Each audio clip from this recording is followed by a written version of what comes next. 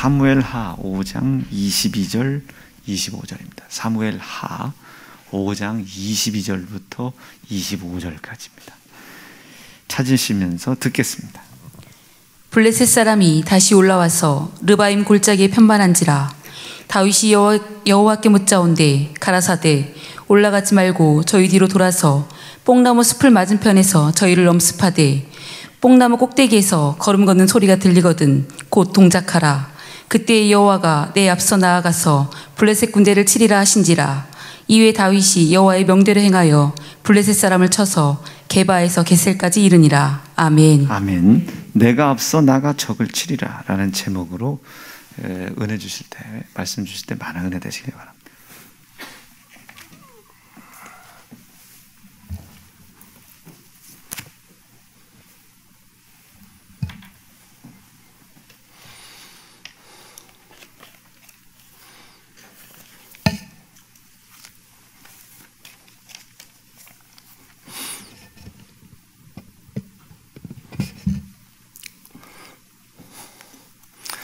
오늘 말씀은 이게 역사적인 아주 중요한 얘기가 들어가 있어서요, 길게 얘기할 수도 있고 그러는데 지금 시대가 또 시대인지라 잠깐만 말씀드릴게요.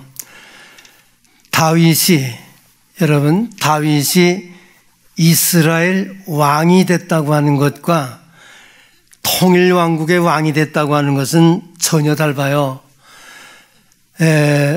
블레셋에 그 망명했다가 돌아와서 유대 지파의 왕이 됐죠. 유대 지파의 왕이 된 이후에 다시 이스라엘 장로들이 와서 기름을 붓고 통일왕국의 왕이 되는 바로 이 장면 속에서 나타나는 사건이에요, 이게. 여러분, 블레셋에는 아기스라고 하는 왕이 있었는데, 이 왕이 아주 요상한 사람이에요.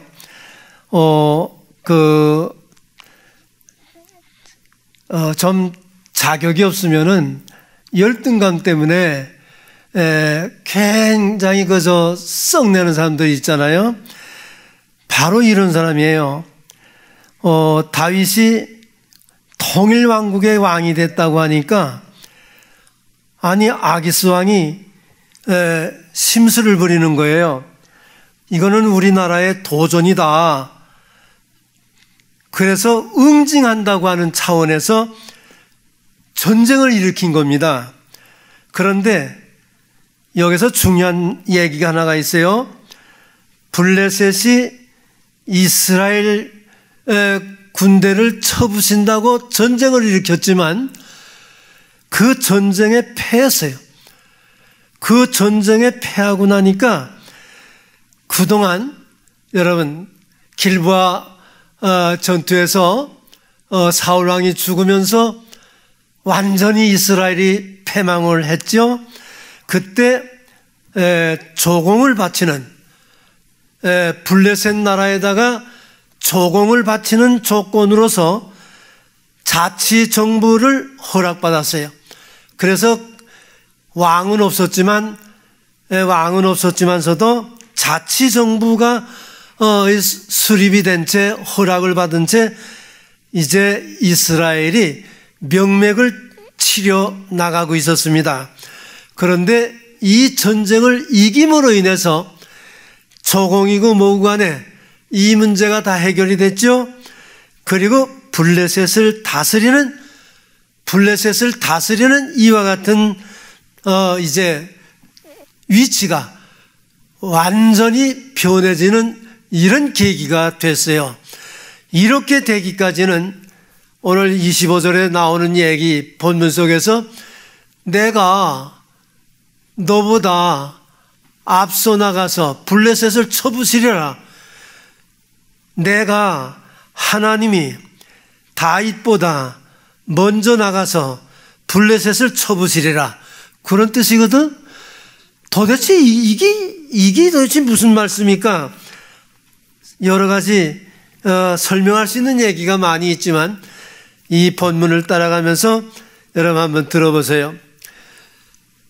그때 민심은, 이스라엘의 민심은요, 사울 왕가에서 다윗 왕가로, 다윗 쪽으로 기울어지면서 눈치를 챈 이스라엘 장로들이, 여러분 이 각 지파에는 어른들로 구성되어 있는 장로님들이 있죠. 다윗이 유다 지파예요. 다윗이 유다 지파예요. 사울은 베냐민 지파예요.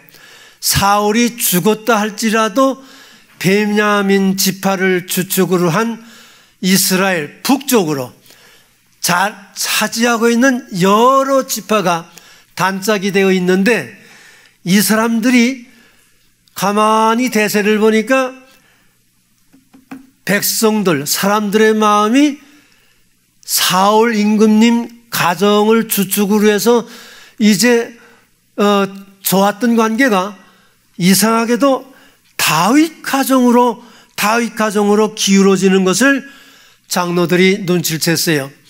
그때 이 장로님들이 헤브론으로 다윗을 찾아왔다고요. 다윗을 찾아왔어요. 그때 성경을 보게 되면은 이 장로님들이 그래요. 다윗 보고 우리는 왕의 권력이 아니냐. 여기서 주목해야 될 단어 한 가지가 있지요. 우리라고 하는 말이에요. 그동안에는 우리라고 하는 단어를 쓰질 않았어요. 다윗이 유다 지파면서도 유난히 얼마 전까지는 망명생활을 하고 있었어요. 사울이 죽이려고 하니까 망명생활을 하고 있었어요. 그러니까 이스라엘을 떠나서 블레셋 땅에 가서 얹혀서 살고 있었다고요. 그렇게 살고 있었어요. 그렇기 때문에 뭐 우리라고 하는 관계가 조성되지도 않았을 뿐 아니라 그런 얘기를 사용하지도 않았어요. 그런데 오늘 우리라고 하는 단어를 써가면서 왕에게 우리는 왕의 권력이 아니냐. 우리가 다 지파는 닳다 할지라도 우리는 다 왕의 권력이다. 여기서 우리라고 하는 얘기는 사전, 우리 국어사전을 찾아보게 되면 같은 동아리를 일컬을 때 쓰는 말이죠. 자기와 같은, 나와 같은 동아리를 일컬을 때 쓰는 말이 사전적 의미입니다, 이게.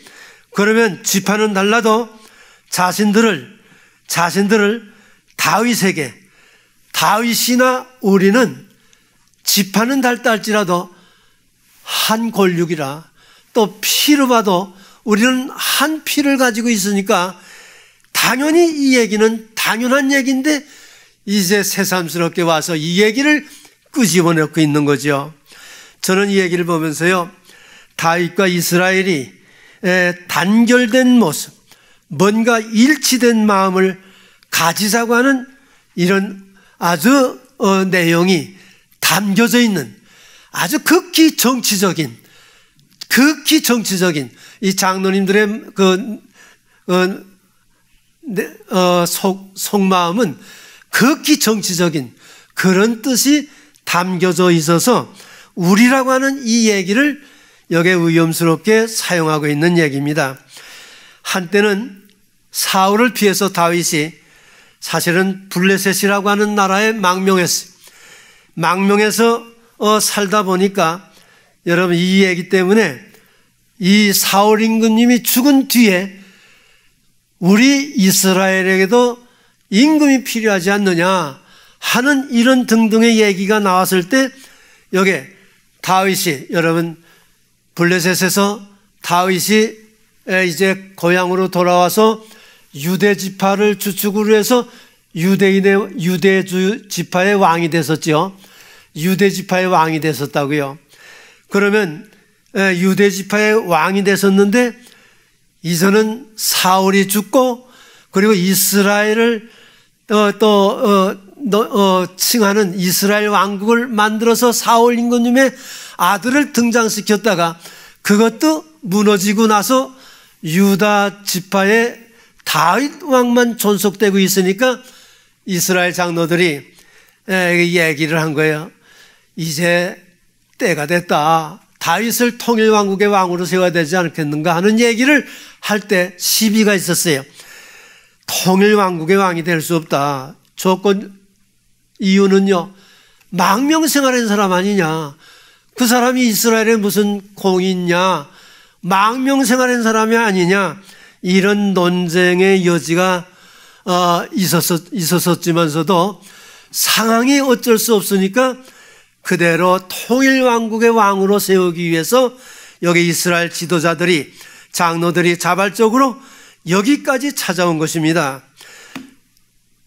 2절에 보게 되면, 사무엘하 5장 2절에 보게 되면 여호와께서 왕에게 말씀하시기를 네가 내 백성 이스라엘의 목자가 되며 이스라엘의 주권자가 되리라. 바로 이렇게 하신 말씀을 이 장로님들이 은용을 하고 있어요. 여러분, 저는 이 얘기를 보면서 3절에도 너무 좋은 얘기가 나와요. 바로 이 얘기가 연결되다가 이제 다윗과 장로들의 마음이 일치되는 이와 같은 시점이 되다 보니까 여기 다윗이 그래 좋다, 당신들이 그렇다면 좋다 하고 일치되는 마음이 있다 보니까 이스라엘 대표자들과 하나님 앞에서 그런 언약을 맺자. 그래서 이제 언약식을 거행하게 됐습니다. 이 언약을 맺는다고 하는 얘기는요, 아주 이건 엄한 의미가 있어요. 동물을 잡아서 제물을 삼고 동물을 잡아서 쩍여서 아주 깨끗하게 정리하고 제물을 삼아요. 그러면서 그 사이를 지나면서 언약에 기재된 조항을 지키지 아니하면 짐승처럼 죽는 거예요. 그런 것이 내재되어 있는 거예요. 그래서 피로서 맺은 언약이라. 죽음을 피하기 위해서는 서로 간의 언약을 바르게 지켜야 한다고 하는 엄한 뜻이 이 말씀 속에 담겨져 있는 거죠. 여기 대표자들과 여기 다윗이 하나님 앞에서 언약식을 거행했습니다. 이거는 쌍방간에 지켜야 될 의무가 아주 철저합니다. 분명합니다. 그래서 책임 있게 장로들도, 그리고 이스라엘의 지금 장로들뿐만이 아니라 통일왕국의 왕이 되는 다윗에게도 책임을 다할 것을 하나님 앞에 맹세하면서 언약식을 거행한 거죠. 이 언약식을 거행한 뒤에는요, 이 이스라엘 지도자들이 다윗에게 기름을 붓고 왕을 삼았습니다. 여기서 여러분, 다윗이 이 사무엘상에서 기름을 붓죠. 사무엘에게 기름을 부어요. 이게 하나님 앞에서 기름을 붓다고 하는 얘기는 앞으로 임금님이 되는 거예요. 그런데 여기서 또 장로들 앞에서 기름을 부었습니다. 이거는 백성과 하나님 앞에서 이스라엘 왕으로 소명받았음을 선포하는 학증, 바로 학증을 의미하고 있습니다. 이미 하나님께 기름을 부은 사람, 이미 기름을 부은 사람에게 통일왕국의 왕이 된다고 하는 전제 밑에서 장로들에게 기름을 부었습니다. 그리고 이 기름은 이스라엘 왕으로서의 소명을 받았다고 하는 것을 선포하는, 바로 이 선포하는 이와 같은 의미가 담겨져 있었습니다. 다윗이 통일왕국의 왕이 되면서 아주 획기적인 일들을 많이 했어요. 저는 이 성경을 보면서요, 여러분, 제일 큰 것을 저보고 얘기하라면 두 가지 얘기할 수 있어요. 하나는 예루살렘을 뺏어서 이스라엘의 수도로 삼았죠. 그러면 여기서 질문이 있을 거예요. 이스라엘 땅인데 예루살렘을 그동안에 이스라엘이 차지하지 못했느냐? 못 차지했어요. 차지하지 못했어요. 여부수 사람들이, 여호수아가 가나안을 정복할 때 베냐민 지파에게 나눠줬던 땅에 이게 여호수아가 가나안을 정복할 때 가나안 땅을 뺏을 때요, 그때 땅을 뺏어서 여기 베냐민 지파에게 나눠줬던 땅이 바로 예루살렘인. 그런데 이 예루살렘에는 여부수족들이 살아서 이 베냐민 지파가 손을 못 댄 거예요. 그동안에 손을 못 대, 오랜 동안 손을 못 대니까 아주 은근슬쩍 여부수 사람들이 우리 땅이다, 감히 이걸 누가 손대냐, 세력을 부리고 지금까지 있었다고요. 바로 그 땅을 다윗이 차지하게 됐다고 하는 점입니다. 또 한 가지가 있어요. 여러분, 우리가 다 알다시피 이스라엘 나라에는 하나님이 함께 하신다고 하는 바로 법궤가 있었죠. 그랬는데 여러분, 우리 이 법궤가 어떻게 된지 알죠? 엘리 제사장 당시에 아벡이라고 하는 도시에서 전투가 일어났을 때 블레셋 사람들에게 뺏겼어요. 엘리 제사장 때요, 이 법궤를 뺏겼다고요. 아벡에서 뺏긴 이후 이 법궤가 처량하게도 이 법궤가 가는 데마다 아주 이상한 일들이 일어나니까 블레셋 사람들이 감당을 못하는 거예요. 이거 귀신단지다 말이야. 이거 감당을 못하죠.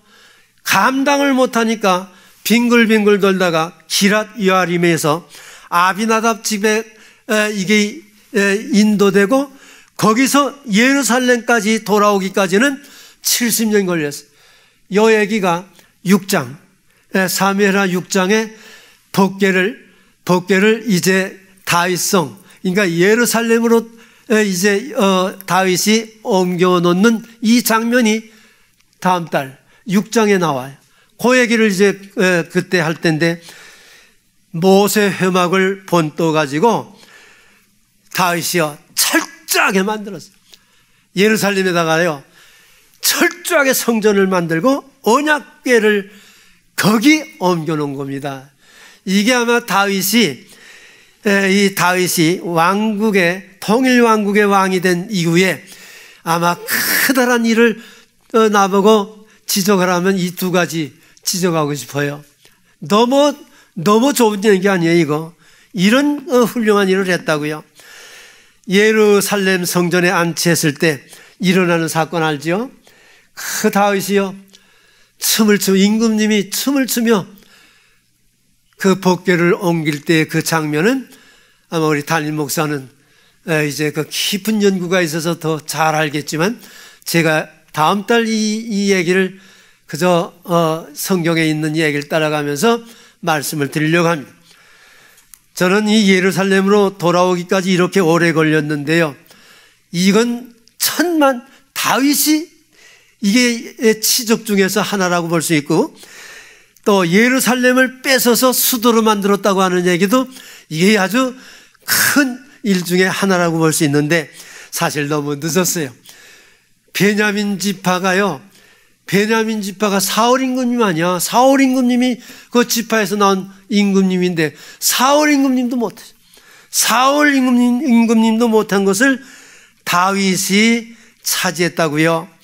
한데 이스라엘 통일 왕국 시대에 이 예루살렘을요 그 수도로 삼아서 정신적인, 종교적인, 제반 모든 것들을 이제 기반으로 하는 튼튼한 이 기초를 다윗이 다져놨다고요. 아주 중요한 일을 했어요. 가나안 정복 때 배정받았던 이 베냐민 지파가 하지 못했던 이 땅을, 사울도 못했던 이 땅을 다윗이 이걸 차지했으니 얼마나 귀한 거예요. 너무 귀한 거예요. 그러면 이 예루살렘을 뺏는 장면을 조금만 얘기를 하면요, 너무 희극적인, 너무 재미나는 얘기가 있어서 조금만 요거 얘기를 해볼게요. 8절에 보면, 5장 8절에 보면 여부수 사람들을 치려거든 수구를 통해서 올라가서 뺏으라는 거예요. 이게 무슨 얘기인가 하면 단어 해석을 하는 거예요. 예루살렘을 가보게 되면, 예루살렘에 가보게 되면요, 이게 남쪽으로 기온샘이 있어요. 지금도 기온샘이 이제 있어서 샘이 솟아나죠. 그 물이 성 밖에서 성 안으로 실로암못, 예루살렘 성 안에 실로암못이 있죠. 그 실로암 연못으로 흘러 들어가는 물이 이게 간헐적으로 그 연못이 흔들려서 간헐적으로 막 끌어올리다 보니까 그때 병자들이 들어가면 어떤 병도 난다고 해서 많은 사람들이 이 실로암 연못에서 물이 끌어올려 오기를 기다려서 그 막산대에서 지어놓고 많은 병자들이 있었던 그 못이 지금도 있는 거예요. 바로 그 못입니다. 그런데요, 저는 이 그물을 끌어올리기 위해서 그때도요, 이 갱도를 넓게, 물을 더 많이 끌어들이기 위해서 넓게 그 갱도를 팠다고요. 그 갱도를 따라서 물이 많이 들어왔다고요. 그런데 지금은 시대가 오래 지나면서 많이 이게 메어졌어. 이 많이 메어졌는데 여기 이 고고학자들이 이거를 개발을 했어요. 그런데 기온샘에서 성 안으로 흐르는 이 물길, 이걸 고고학자들이 이거를 다 조사를 하면서 이분들이 그 써놓은 글이 있는데 그 글을 보면 이렇게 되어 있어요. 다윗의 정예부대가 이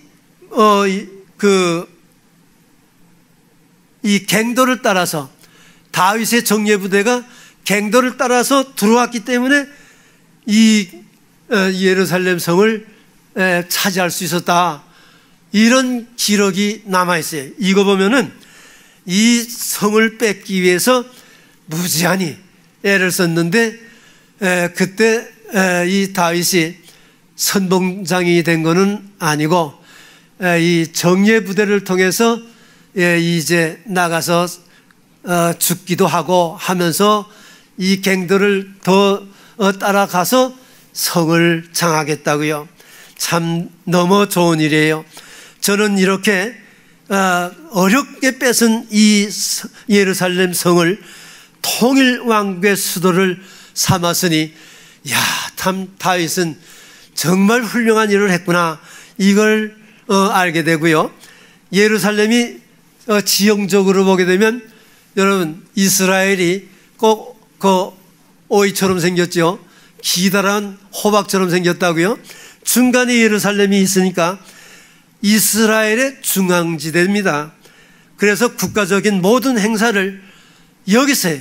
그래야 거리적으로 중간에 있으니까 북쪽에 있는 집 하나, 남쪽에 있는 집 하나 다 모여들어서 이 행사를 할 수 있는 유일한 자리가 바로 이 예루살렘입니다. 그리고 이 예루살렘은 우리가 알다시피 지형적으로 앞에는 기드론 골짜기가 있죠. 그리고 그 옆으로는 흰놈의 골짜기가 있어요. 이거는 뭐 천혜의 요소입니다. 앞에 옆에 강이 흐르기 때문에 적들이 감히 쳐들어올 수가 없어요. 지금은 죄송하지만 이렇게 좀 발만 걷으면 건너갈 만큼 전부 메어져서 강이 흘러갔다고 하는 흔적은 없어.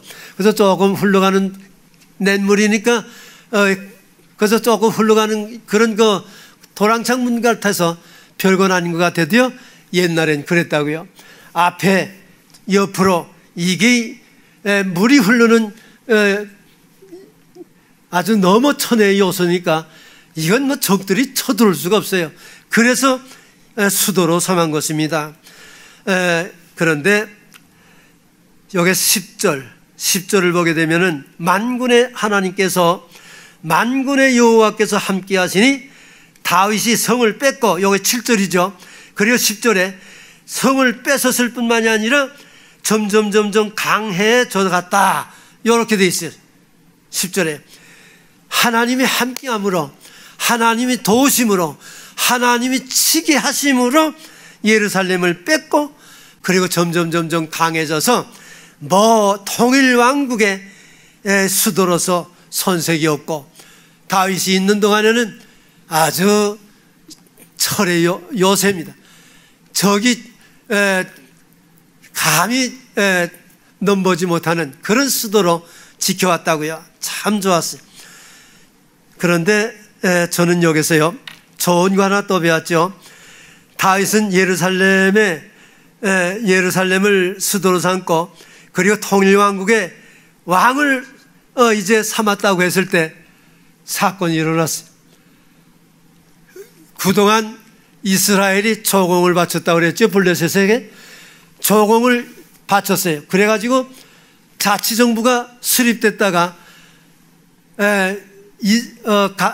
다윗이 블레셋에서 돌아오면서 유다 지파를 통해서 유대 왕이 되고, 그리고 이제는 통일왕국의 왕이 되고 보니까 블레셋에서 이거 가만 놔두면 안 되겠다. 아직 조직도 군대도 여러 가지 잘 갖춰지지 못한 이 상태에 놓여져 있으니까 이때 이거 진멸하지 않으면 큰 화가 되겠다 해서 블레셋의 아기스 왕이 군대를 일으킨 거예요. 저는 이 군대를 일으키는 이 모습을 이렇게 보면서요, 이 블레셋이 18절에 보게 되면 제1차 침입을 하는데, 그 1차 침입을 하는데요, 재미난 얘기가 나옵니다. 다윗이 유대지파의 왕이 됐을 때는 어디까지나 블레셋에서는요 눈 감아줬어요. 왜? 친하니까. 또 블레셋에 망명을 해서 살았으니까 그 블레셋 왕이 다윗에게 너는 유대 지파의 왕이지만 블레셋에게는 봉신하는 신하다. 너는 왕이 아니야. 블레셋에게 봉신하는 신하다. 그렇게 취급을 해가지고 축하를 해줬다고요. 블레셋에서. 지금 다윗이 유다 지파의 왕이 됐을 때는 넌 왕이지만, 너 자신은 왕이지만 우리 블레셋에서 볼 때는 우리 블레셋을 이렇게 블레셋에 돕는 신하야 너는. 알았지? 그리고 조공은 그대로 바치는 것으로 하고 있었어. 그래가지고 왕으로 있었었는데요, 지금은 그렇지 않아요. 다윗이 시글락에서 망명 생활을 했을 때는 아기스하고 친분이 있으니까 그렇게 호의적이었지만 통일 왕국의 왕이 되고 나니까 막강한 군사를 다윗이 휘두를 수 있죠. 다윗이 용장이며 동시에 이스라엘 그리고 유다 할 것 없이 그 용사들을 다 휘두를 수 있는 그런 그 다윗이 되고 나니까 가만 놔둘 수가 없어요. 위협적인 존재다. 이렇게 생각을 해서 그동안의 우호 관계를 스스로 깨버리고 말았습니다. 이제 스스로 깨버렸습니다. 그리고 그 블레셋 입장에서는요, 너희는 배신자여. 그동안에 내가 블레셋에서 다윗 너한테 베풀어준 게 얼만데 통일왕국의 왕이 돼가지고 꼬드럭대냐? 넌 반역자야. 아주 그렇게 규정을 하고 응징한다고 하는 차원에서 전쟁을 일으킨 겁니다.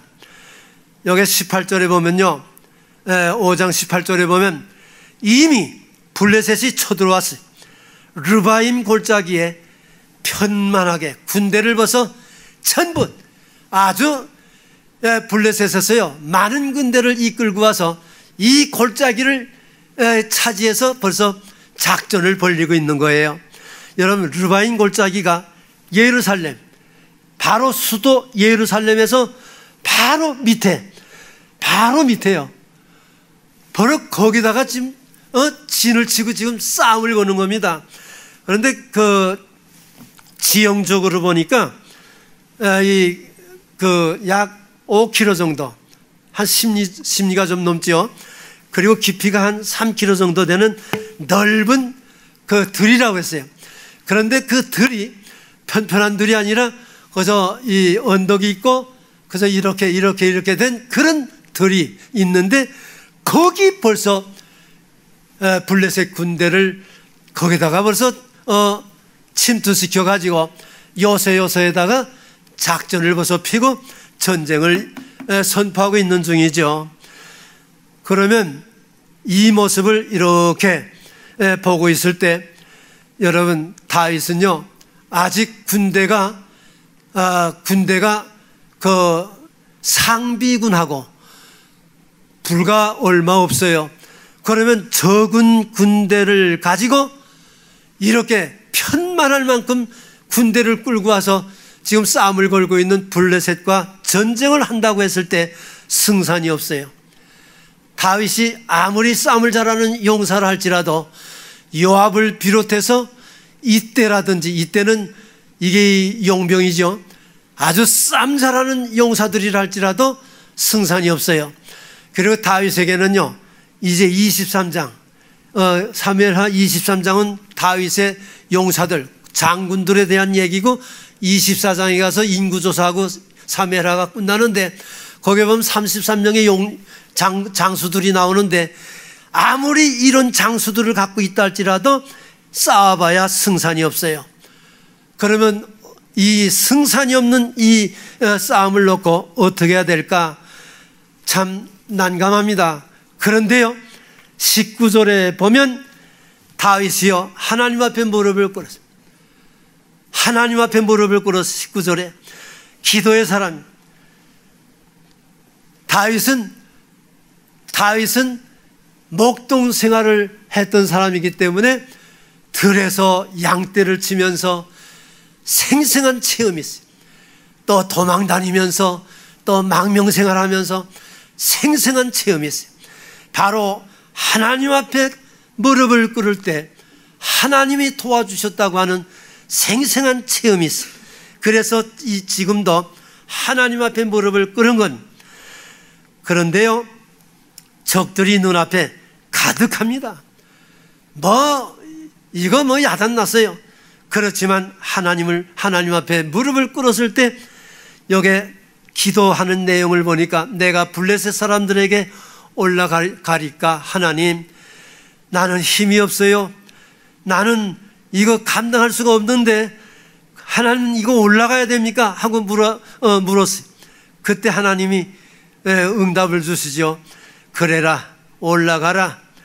내가 단정코 블레셋 사람을 네 손에 붙이리라. 응답을 주셨어요. 바로 이 응답을 받고 나서 다윗이 이제 즉각적으로 적은 군대지만 이끌고 블레셋 앞으로 나갔을 때 이상한 일이 일어났어요. 참 이상한 일이 일어났어요. 여기 물이 흩어지듯이 성경에 나오죠. 하나님이 물을 흩어버리듯이 적들이 국경 밖으로 도망가는 거예요. 여러분 오늘 난예배 담임 목사 설교하시는 말씀 속에서 여러분 아마 들었을 거고 어제 토요일 날 저녁 때 설교하는 그 말씀 속에서도 쟁쟁하게 비유됐던 얘기가 있어요. 여러분 숫곳에서부터 이스라엘 백성들이 나오지요. 그때요 성경을 보면 출애굽기 13장에 보게 되면 이야 참 재미나요. 하나님이 구름 기둥 가운데서 이 애굽의 기마병을 바라보는 거예요. 하나님이 바라보고요. 거기서요 혼란을 주는 거예요. 하나님이 글쎄 구름 기둥 여기 13장에 마지막 절 나오죠. 구름 기둥 가운데서 바라보면서 기마병들에게 또 마차 끌고 오는 이 병거 타고 오는 놈들 혼선을 주는 거예요. 그러니까 강바닥의 길을 통해서 백성들이 가고 있는 그 뒤를 따라오던 이 애굽의 정규 군대들이요 혼선을 빚어가지고 정신을 못 차리는 이와 같은 역사가 일어나더라고. 담임 목사님 어제 토요일 저녁에도 분명히 그 말씀을 하셨어요. 그리고 14장 마지막 절에 그 숫곳에서 나오면서 이제 물 가운데서 일어나는 역사죠. 14장에서는 이야 참 그런 불기둥이 그들과 함께하면서 결국 이끌어내서 광야로 끌고 가시더라고. 하나님의 백성, 하나님이 사랑하는 백성, 적들이 건드리지 못하더라고. 저 담임 목사님 예화 속에서 내가 오늘 성경을 다 찾아봤어요. 또 나도 알지만 실수할까봐 찾아봤어. 다 찾아보니까 그 말씀을 그대로 하시더라고. 아니 수많은 그 적들이 문둥병자 4사람한테 4사람이 무서워서 쫓겨갈까요? 하늘의 천군 천사의 그 발소리가요, 그 대군이 쳐들어오는 발소리로 들어가지고요 혼선을 빚으니까 도망가더라고. 병참물자가 산더미처럼 싸놓고 장기전을 피려고 했던 사람들이 도망가는데요, 하늘에서 하나님이 말발굽 소리 이거 한 번 내니까 혼선을 비니까 다 도망가는 거야. 그러니까 문둥병자들이 뭐라 그랬어요? 여기서도 죽고 성에 들어가면 굶어 죽고 여기서도 죽고 적진 속에 들어가면 적들한테 죽을 거 얘나 배부르도록 먹고 죽자 하고 4사람이 들어가 보니까 적들이 하나도 없어. 쌓여있는 물자는 산더미 같은데 말이야. 얘나 뭐를 갖다 먹자 그랬는데 이놈들이 정신을 차렸더라고. 이 좋은 날 우리만 배부르면 이건 하나님 앞에 아니야. 이 좋은 소식을 전하자. 그래서는 가서 성에 가서 전하잖아요. 그래서 사는 거예요. 그런데요 참 혼선을 빚으니까요 나도 모르겠어요. 붙이리라 하나님이 앞장서니까 그 많은 군대들이요 무슨 혼선인지는 모르겠는데 슬금슬금 다 도망갔어. 국경으로 다 도망갔어요. 그런데 난 여기서요 이거 보면서요 그런 걸 생각을 하는 거예요. 참 이게 너무 좋은 얘기다 하고 그렇게 생각을 하는데 여기서 우리가 한번 생각을 해봐야 될 얘기가 하나가 있어요. 다윗은 그 체험이 있지요.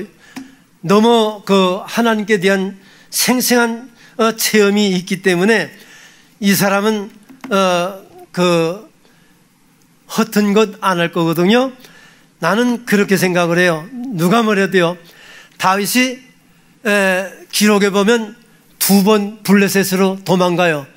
첫 번에는 높당에서 블레셋 아기스한테 망명을 했을 때 나는 이래도 장수니까 내가 망명하면 내가 아주 편하게 살 게다, 대접을 할 게다 생각을 하고 갔더니 아니야.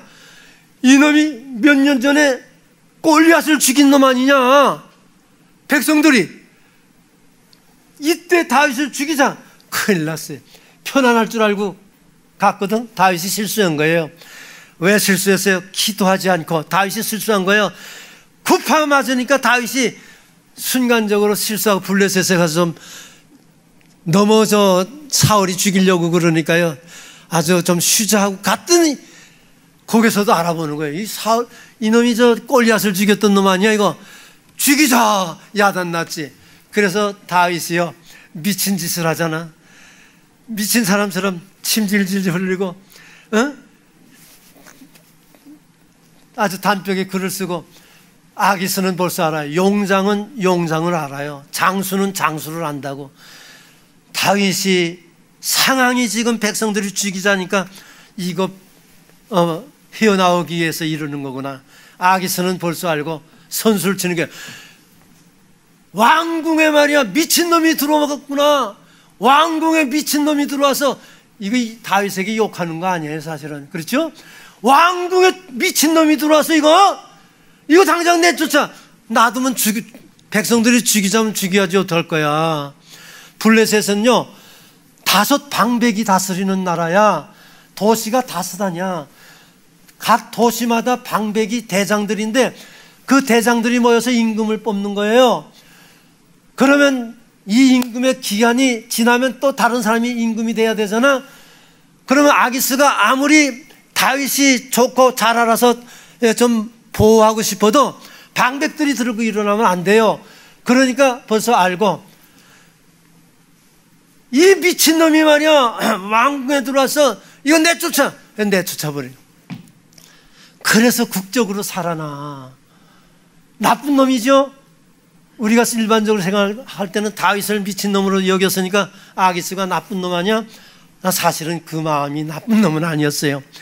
또 한 번은 27장에서 삼상 27장에서 내 생각에는 말이야 사울이 자꾸 죽이려고 그러니까 에이 블레셋으로 도망가는 것은 상책이다. 27장 1절이 그렇게 나오더라고. 그래서 또 가잖아. 그랬는데요 나는 여기서요 아기스가 다윗을 죽이지 않잖아. 시글락이라고 하는 성을 주면서 거기서 살아라. 죽이지 않았어요. 또 그 덕분에 얼마 후에 자치정부를 아기스가 허락을 했죠. 또 유대 왕 다윗이 왕이 됐을 때도 너는 왕이지만 사실은 블레셋을 돕는 종이야. 아기스가 그렇게 하고 호의를 가졌었지 않았어? 그랬는데 통일왕국의 왕이 되니까 쳐들어간 거예요. 하나님은요 그때를 생각해 보는 거예요. 이놈이 그래도 약속의 백성 다윗을 죽이지 않았어. 여러분 다윗 죽이면 큰일 나는 문제가 있어요. 우리 성경 보면 그렇잖아. 기름 부어서 왕을 삼으려고 그랬는데 사무엘하 22장 51절을 보면 하나님이 다윗 후손에게 큰 축복을 주는 거야. 그 축복을 주석해 보게 되면 예수 그리스도의 탄생을 예고하는 말씀이라는 거야. 51절에 나오네. 이런 사람을 죽였으면 어떻게 될 거야 이거. 그랬는데 아기스가요 죽이지 않고 그래도 선처해서 이렇게 해서 끌어서 여기까지 인도해 준 거를 하나님이요 그래도 고맙게 생각을 하고 1차 전투는 죽이지 않고 정신착란들이 일어나 가지고요 이게 있을 수 있어. 보니까 숲곳에서 나올 때 하나님이 구름기둥 가운데서 가만히 보니까 정규 군대가 말이야 기마 타고 오는데 당장 죽겠어. 그러니까 정신착란을 일으켜서 혼선을 빚어가지고 죽게 하더라고. 그거 보니까 이것도 틀림이 없는 거야. 너 그때 다윗을 살려준 거 고맙다 이놈아. 나가라. 여기 손대지 말아라. 쫓아버렸다고. 그랬는데 하나님이 살려준 그 은혜도 모르고요. 두 번째 보니까 더 많은 군대를 데리고 다시 쳐들어왔어. 여기 이게 지금 어떤 면에서는요 하나님이 선이 여겨서 살려보냈더니 은혜도 모르고 다시 쳐들어오니까 너 이젠 싸가지가 없구나. 감히 다윗을 어떻게 건드려? 그래가지고서 이제 나오는 문제가 바로 요 문제예요. 성경에 보면요 다윗이 그래서 두 번째 이 블레셋이 쳐들어오니까 많은 군대를 동원해서 르바딘 골짜기에 벌써 진을 쳤어요. 그때 다윗이 또 무릎을 꿇었어요. 하나님 올라가니까. 그러니까 이번에는 그러는 거야. 다윗아 올라가지 마라. 뒤로 살그머니 돌아가서 뽕나무 맞은편에 가만히 숨어 있다가 뽕나무 잎들이 흔들흔들 하는 소리가 들리거든. 하나님의 군대 발자국 소리니까 그때 확 내려오라.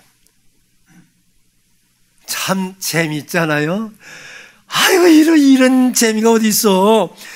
아니, 이런 일이 어디 있냐고요. 그랬는데 성경을 본 그대로 나는 이렇게 생각을 해요. 이 얘기를 보면서 다윗이요, 아멘 하고 용장인데요, 말씀대로 싸우지 않고 살그만히 뒤로 돌아가서 기다리고 있는 거예요. 그런데 하나님이 말씀하시고 다윗이 말씀대로 순종해서 뒤로 돌아가서 뽕나무 숲에서 기다리고 있는 동안에 이상하게요, 흔들 뽕나무 잎이 흔들 하는 즉시에 왁 하고 나오니까 참 여기서 기적이 일어나는 그 내용을 보니까요, 이렇게 돼 있더라고요. 성경에서 나오는 이 말씀은요, 하나님이 함께 할 때 이렇게 역사가 일어난다는 거예요.